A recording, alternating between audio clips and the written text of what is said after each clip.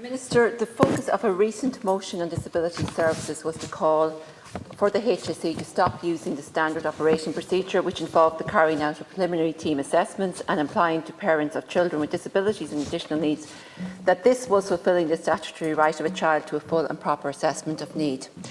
We indicated that this was not the case and that the HSE must stop trying to evade their obligations under the Disability Act of 2005.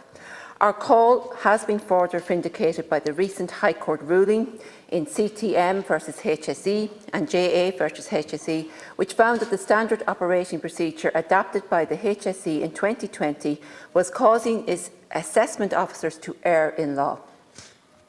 I welcome the fact that the HSE do not intend to appeal this case, but urgent measures must be taken to ensure that all children with disabilities are getting access to a proper and comprehensive assessment of need, which would identify the nature and extent of disability and the corresponding level of service needed.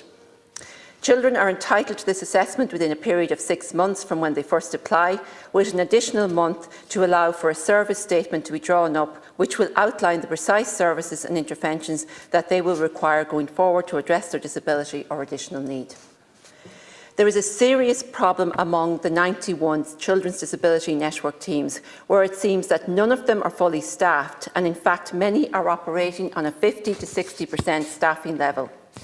Even if the staffing level was at 100% of the level currently resourced, it has been relayed to me by numerous staff within the CDNTs, including management, that this would still not be sufficient to meet the level of need among children requiring assessment and services.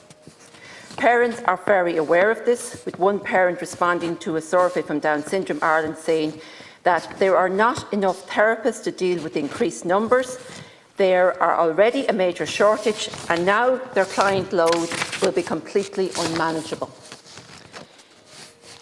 It is this shortfall in staff and resources that has led to the long delays that parents of children with disabilities face, the extent of which is reflected in a recent report from Inclusion Ireland, which states that many parents reported that their child spent a significant time on a waiting list for services.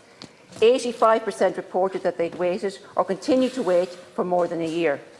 And of these children, 27% were waiting 2 to 4 years, 16% were waiting 4 to 6 years, and 5% for 6 or more. We need to see a fully costed implementation strategy and a strategic workforce development plan within a specific time frame, indicating precisely how the shortfalls in the disability sector are going to be addressed. There are huge problems within the recruitment procedures for therapists and clinicians to the disability network teams. The recruitment system to me seems archaic and takes an inordinate amount of time to actively recruit someone to a position.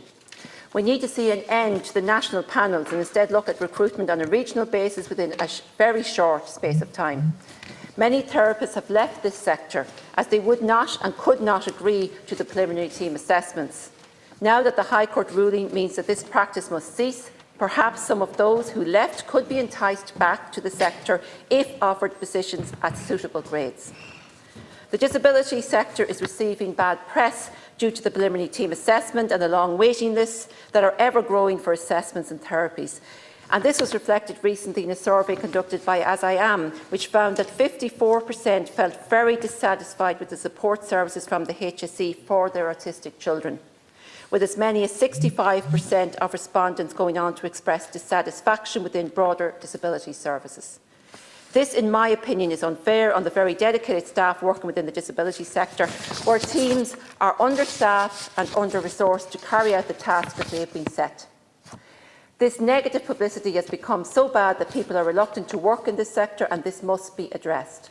The blame for this lies entirely with government policy, with years of neglect of this sector. There is need for a long-term plan to address this and ensure that Children's Disability Network teams are fully staffed and fully resourced in the years to come. I am very concerned about the children who require interventions and therapies now, as early intervention is vital for children to progress in life, and for many who do not receive the early intervention means they cannot progress to be the best version of themselves and will require more interventions and supports in later life, meaning that they will be less able to lead a fully active and independent life. The Government needs to look at urgent measures to address the immediate requirements within the sector to ensure that all children's needs are met. Thank you, Deputy